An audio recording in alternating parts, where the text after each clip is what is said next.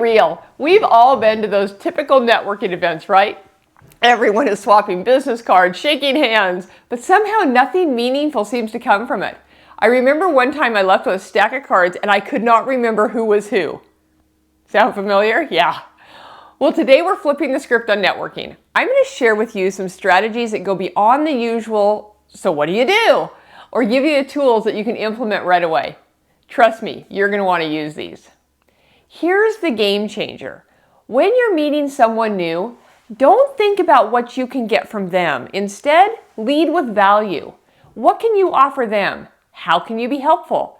For example, instead of asking, what do you do, which everyone hears all the time, try asking, what's something exciting happening in your life or your business right now? This question does two things. One, it opens the door to real conversation and it makes the other person feel seen. If you really want to up your game, try to think about someone who would benefit from their services and let them know that you will connect with them. Imagine someone interacting with you like that. You would immediately feel a connection, right? So the next time you meet someone new, remember, be curious, be helpful, and lead with value. Now, let's break out of the mindset that network only happens at events. The best connections often happen in the most expected places. Think about the gym, a plane ride, or even social media groups. Opportunities are everywhere if you're open to them.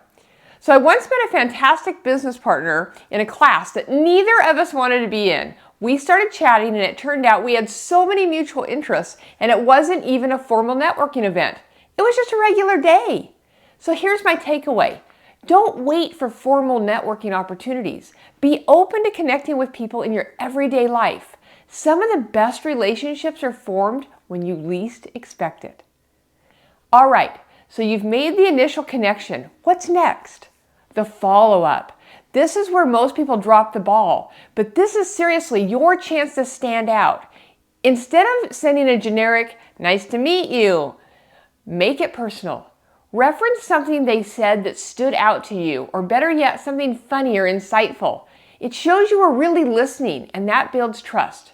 For example, if they mentioned a vacation they're planning, your message to them could be, hey, it was great meeting you. I'd love to hear how your trip to Italy goes. Sounds amazing. Small personal touches like that can make a huge difference. Another great way to continue the contact is when you run into an article online that would be of interest to them. Forward it on with a simple, hey, I ran into this article and I thought about you. I thought you might find it useful.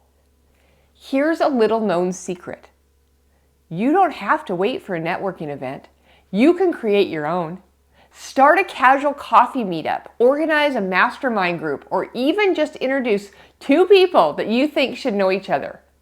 So I once hosted a small lunch with a few business owners who didn't know each other. It ended up sparking all these massive collaborations. I never would have imagined that. And here's the thing. By being the person who connects others, you naturally become someone that people want to stay in touch with.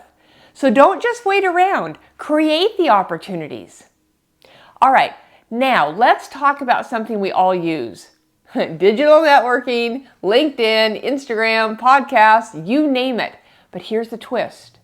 Don't just connect with people. Make it personal. One of my favorite things to do is send voice or video messages instead of just typing out a note. Why? Because it's personal and it shows that you're making the extra effort. I've had amazing responses from people who were surprised to get a voice message instead of that typical DM. And here's a bonus tip. Podcasts. If you're comfortable, offer to be on someone's podcast or invite them on yours. It's a great way to build a meaningful connection while still adding amazing value. So what's the secret to mastering the art of networking? It's thinking outside the box, leading with authenticity, and being intentional. It's not about collecting contacts. It's about building connections. So now it's your turn. Start today. Reach out to someone with a personal message, ask them what exciting thing they're working on, and see where that conversation takes you. And hey, I would love to hear your best networking story or technique. Drop it in the comments or send me a message. Let's keep the conversation going. And until next time, remember, it is always your choice to focus forward.